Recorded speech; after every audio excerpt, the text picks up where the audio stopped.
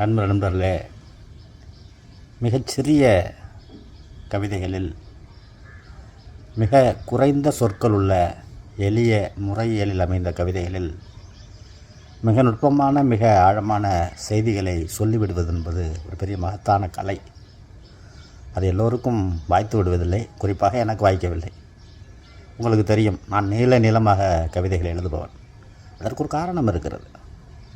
நான் பாப்லோ நெருடாவினுடைய சச்சிதானந்தனுடைய ரசிகன். அவர்களை முன்னோடியாக கொண்டு என்னுடைய கவிதையின் அழகியலை, அரசியலை வகைப்படுத்தி கொண்டவன். அந்த அடிப்படையில் அவர்களைப் போலவே நீளமாக ஏராளமான செய்திகளை சொல்லக்கூடிய, ஏராளமான உணர்வு நிலைகளை ஒரு சிம்பொனி போல அடுக்கி மீட்டக்கூடிய கவிதைகளை எழுதுகிற மனிதனாக, கவிஞனாக நான் தொடர்ந்து முயன்று கொண்டிருக்கிறேன். அதில் எந்த அளவுக்கு வெற்றி அடைந்திருக்கிறேன் என்பதெல்லாம் வேறு விஷயம். தொடர்ந்து முயன்று கொண்டிருக்கிறேன். என்னுடைய பாதை, நான் தேர்ந்தெடுத்த பாதை அது. ஆனால் இந்த செயற்கரிய செய்வார் பெரியார் என்பது போல எனக்கு செய்ய முடியாத விஷயங்களை வேறு யாராவது செய்யும்போது நமக்கு வரக்கூடிய வியப்பு, ஆச்சரியம் மிக அபூர்வமானது.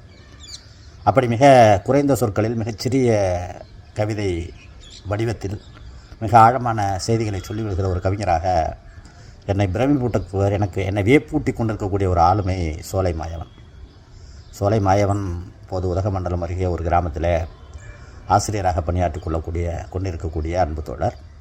பொள்ளாச்சி இலக்கிய வட்டம் மூலமாக அவர்கள் வெளியிட்ட அந்த புத்தகங்களின் வாயிலாக கவிஞராக வெளிப்பட்ட, கவிஞர்களாக அறியப்பட்ட கவிஞர்களில் அவர் ஒருவர், மிக முக்கியமானவர். எனக்கு வியப்பூட்டக்கூடிய அவருடைய கவிதை ஒன்று இருக்கிறது. 3 வரி. ஏரியின் மீது தவளையின் பிணம், இனி மழைப்பாடலை யார் பாடுவார்? அவ்வளோதான் அந்த கவிதை.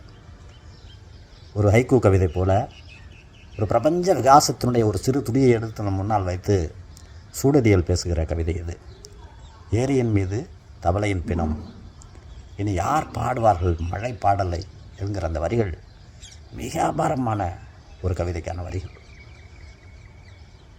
தவளைகள் வாழக்கூடிய, வசிக்கக்கூடிய, உயிரிழக்கக்கூடிய, துள்ளி விளையாடக்கூடிய மிக பெரும் நீர்ப்பரப்பான ஏரி வறண்டு கிடக்கிறது. அதில் தவளை இறந்து கிடக்கிறது. இது காட்சி. இந்த காட்சியை தான் கவிஞர் பேசுகிறார். அவர் நிறைய பேசலை, காட்சியை மட்டும் காட்டி விடுகிறார். ஏரியின் மீது தவளையின் பிணம். இப்போ நாம் இந்த வரிகளிலிருந்து சிந்தித்தால், ஏன் அந்த ஏரி வறண்டு போனது? ஏன் அந்த ஏரி இறந்து போனது? அது கொல்லப்பட்டதா, இறந்து போனதா? அது இயற்கை மரணமா, துர்மரணமா? அது தானாக நிகழ்ந்ததா, இயற்கையாக நிகழ்ந்ததா, மனிதர்கள் ஏற்படுத்தப்பட்டதா? தவளை ஏன் அங்கு இறந்து கிடக்கிறது? இந்த கேள்விகளை எல்லாம் நமக்குள் அலையாக எழுப்புகிறது இந்த 2 வரிகள். அந்த 3வது வரி தான் முக்கியமான வரி. இனி மழைப்பாடலை யார் பாடுவார்கள் என்கிற கேள்வி இருக்கிறதே, இதை சொல்லத்தான் கவிஞர் வேண்டும். இதை சொல்லத்தான் அபூர்வமான கவிஞர்கள் வேண்டும். உங்களுக்கு தெரியும் நண்பர்களே, கவிஞர்களே, தோழர்களே, செம்மஞ்சள் நிற தட்டான்கள் சிறகு விரித்து இந்த பூமி எங்கும் மலைகிற போதே கார்காலம் துவங்கிவிட்டது என்று நாம் உணர்கிறோம். அதுபோல இரவெல்லாம் பாடுகிற மழைத்தவளைகள், அவற்றுடைய தொடர்ந்த தீராத பிரார்த்தனை பாடல்களின் ஒளி கேட்டுத்தான் முயல்கள் தங்களுடைய கருணையை பூமி மீது பொழிகின்றன என்பதும் நாம் அறிந்த உண்மைதான்.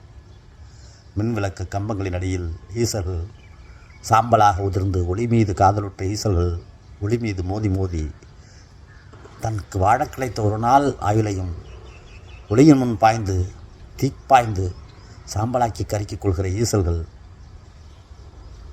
அவற்றின் சாம்பல் மேட்டில்தான் கார்காலம் வருகிறது. கார்காலம் வரும்போது எண்ணிக்கையற்று பெருகுகிற மரவட்டைகளினுடைய இனவிழைச்சி காலம் அது. இந்த காட்சிகளெல்லாம் சேர்ந்தது தான் கார்காலம்.